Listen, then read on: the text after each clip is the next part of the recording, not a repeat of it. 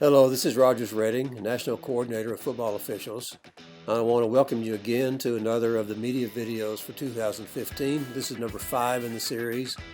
We've got a few more plays this time than we normally have, but we had such an interesting set of plays in this last couple of weeks that I thought you might like to see some where some unusual things happen and good illustrations of some of the rules that don't come into effect very often. So enjoy the video. Let's get right to the plays.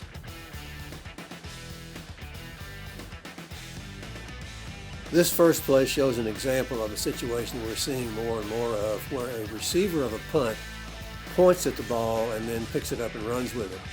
Now, any waving signal would cause the ball to become dead as soon as he got possession of it, but we do not consider this a waving signal. He's just pointing at the football. There's no waving of the arms, so the ball is still alive with no problem.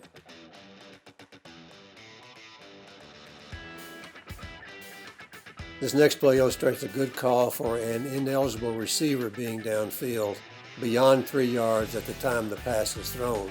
You can see on the replay a little better where he is at the time the ball is released, but number 72 drifts pretty far downfield, and you can see that by the time the ball is released, he's beyond the 3 yards. So this is just an illustration of an ineligible receiver illegally downfield. Ineligible receiver downfield, number 72 offense. 5-yard penalty. It's second down. Here we have a nice example of what we refer to as illegal touching of a forward pass. You'll see that this receiver goes out of bounds clearly on his own and then comes back in and is the first one to touch the pass.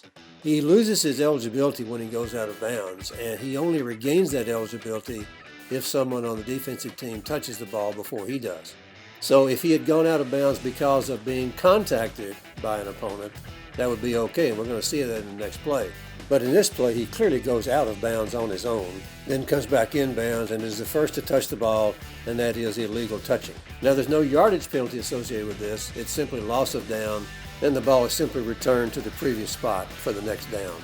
This referee, by the way, does a very nice job of explaining all this and gives a good brief accounting of exactly what happened. This game. Illegal touching, number 6 offense. The receiver went out of bounds on his own, returned inbounds. It was the first player to touch the pass. Lost it down at the previous spot. So it's illegal.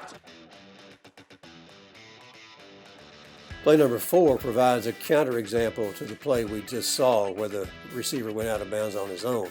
This play is one where his going out of bounds is due to contact by the opponent, and therefore it is as if he had never gone out of bounds. He never loses his eligibility by being contacted to go out of bounds. Now this play got a little chatter because it was at the very end of the game and the resulting touchdown decided the outcome of the game. But you can see that the field judge working the play coming down the sideline has the best view of anybody on the planet at this play, and he correctly rules that the player went out of bounds because of contact by the defender. So this is not illegal touching, and he remains eligible to catch the ball. Now this play went to review, and I point out that what the instant replay official is looking at, was there or was there not contact? He is not to judge the severity of the contact. That is, he is not to judge whether the contact caused the receiver to go out of bounds. That ruling has already been made on the field. What the replay official can look at is a yes or no question. Was there or was there not contact?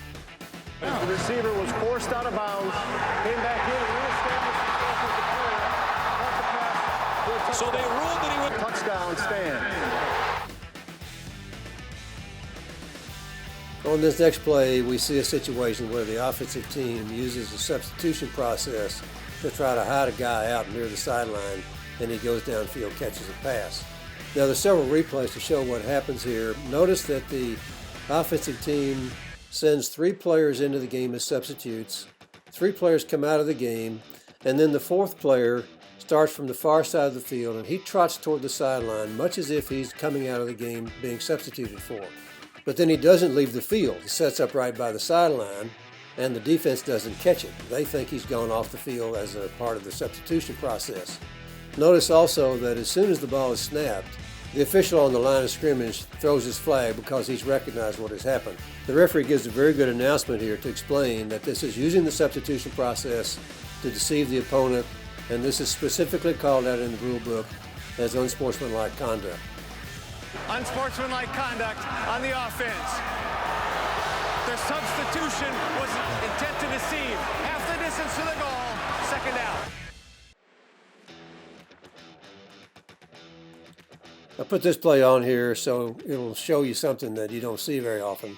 How long has it been since you've seen a drop kick? I haven't seen one in a long, long time. We have one on a kickoff here. Now you can see the kicker go through a few gyrations before he kicks the ball, but then he picks it up and drop kicks it, and this is perfectly legal. This is a kickoff after a touchdown. It's either got to be a place kick or a drop kick. Now the kick that follows a safety can either be a place kick, a drop kick, or a punt, but a kickoff after a touchdown like this one is has to be either a place kick or a drop kick. Now it doesn't get him anything. It's a kick out of bounds. There's a foul, and a penalty associated with that is 5 yards, and the ball belongs to the receiving team. But I just put this on there to show you a drop kick and to point out that it is legal to do this on the kickoff.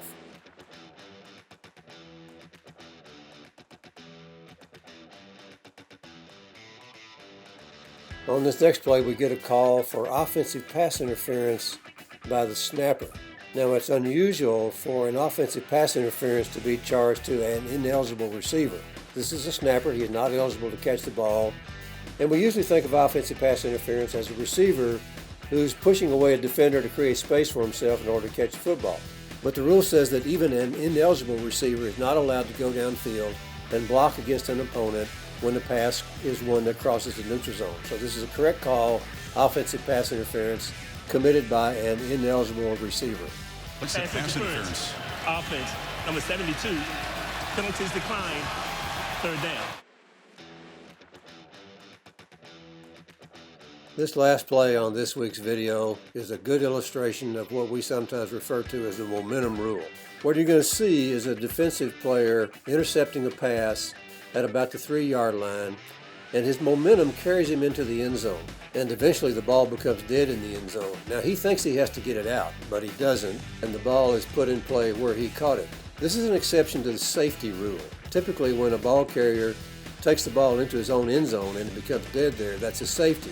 But the rules allow for the possibility of the momentum carrying him into the end zone. He caught the ball at about the 3, he can't help it getting back in the end zone, and he doesn't have to get it out, even though he thinks he does in this case. And you can see where the play is set up next, where he caught the ball.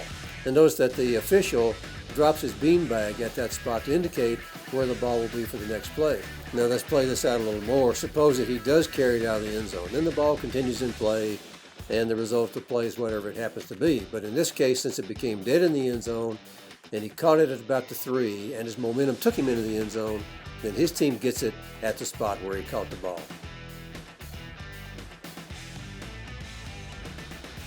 Well, that's it for this week. Again, I want to thank you for watching.